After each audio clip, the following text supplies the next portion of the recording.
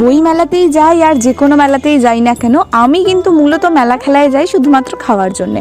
মানে যাই হোক না কেন সেখানেই আমরা চলে যাই শুধু খেতে। যাই হোক, আজকেও আমরা চলে এসেছিলাম বই মেলাতে, সেটা আগের পার্টেই তোমাদের সাথে শেয়ার করে দিয়েছি।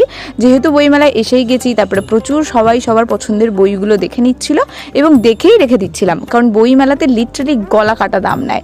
যাই হোক, সেই সমস্ত কিছু দেখে রেখে দিয়ে আমরা চলে গেছিলাম খাবার দাবারের ওই দিকটায়।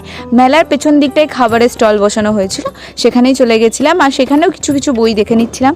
তারপরে কিছু লাইটও দেখে নিলাম, দেন আমরা চলে গেছিলাম খেতে। সত্যি বলতে গ্রুপের ছেলেগুলো যে কেন এত মানে ডায়েট কনসিয়াস হয় আমি জানি না।